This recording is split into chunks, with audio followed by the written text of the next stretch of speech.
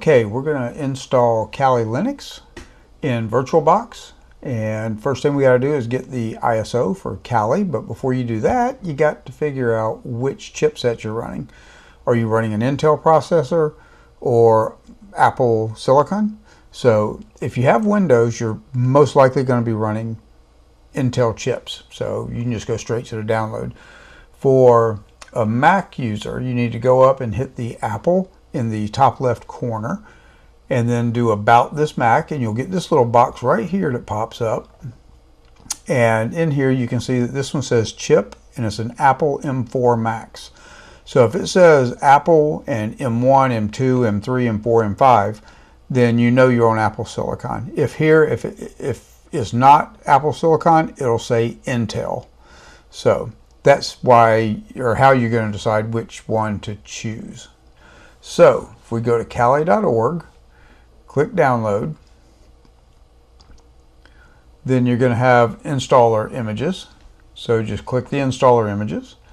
And then here it's going to make a decision based on what platform you're running. And here it sees that we're on a Apple. So if we had the Intel chip, we would choose this one, x64 or x86_64. If we're running a M series chip or Apple Silicon, we're going to click this one, Apple Silicon ARM. And then we're going to click installer and let it download. So once that's downloaded, then what we're going to do is we're going to come over here to VirtualBox and we're going to hit new, and we're going to call this Kali Lab, okay, because it's in our lab environment. It's going to put this VM in our user home directory under a folder called VirtualBox VMs, and then in there you should see one for Kali. We're going to pick our ISO image. So right here, it's already showed up there, but we would just click other and navigate to it. But here is the installer ISO.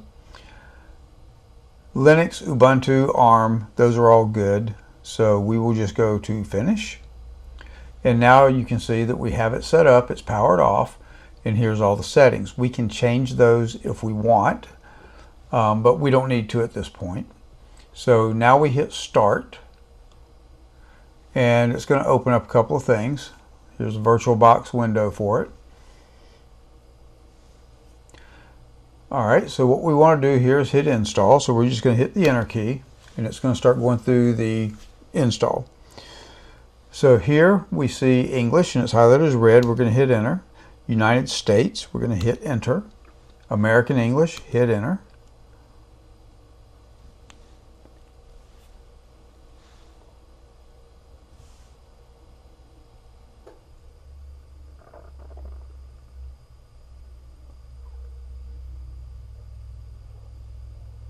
It's setting up some basic networking right now so it can do its job here. Okay, we're going to enter a host name. We're going to call this Kali-Lab. Okay, then we're going to hit the tab key to get it over to highlight the continue button in red. Then we're going to hit enter. Domain, we're just going to tab out to continue and hit enter. Full name of the new user. Okay, tab out to continue, hit enter. Okay, username, make mine EDA, tab out to continue. Now we got to put a password in, so I'm going to put in my password. Tab out. Then we'll type it again. Tab out. All right, Eastern time zone.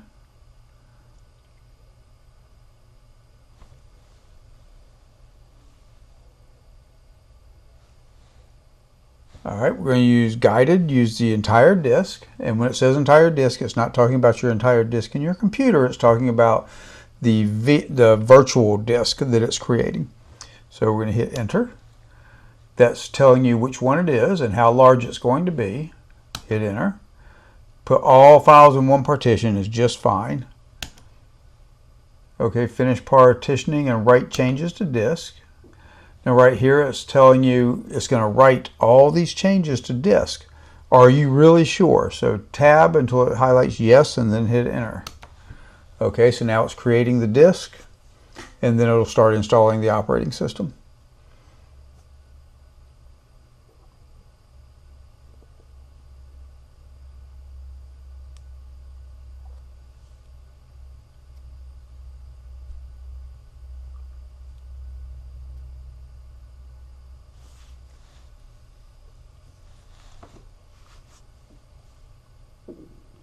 Okay, here it's going to ask us what type of desktop environment and what tools to install.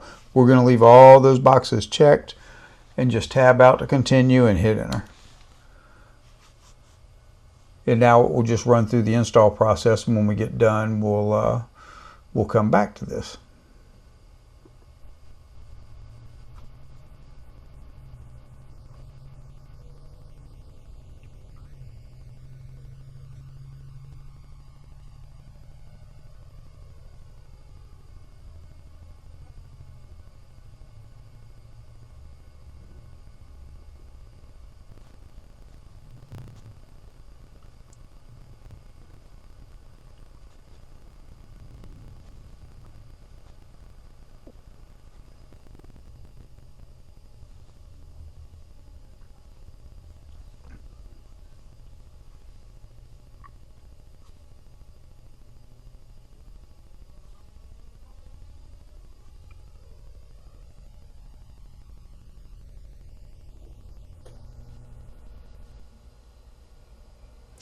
Okay, it's done. So now we just want to hit continue for it to reboot.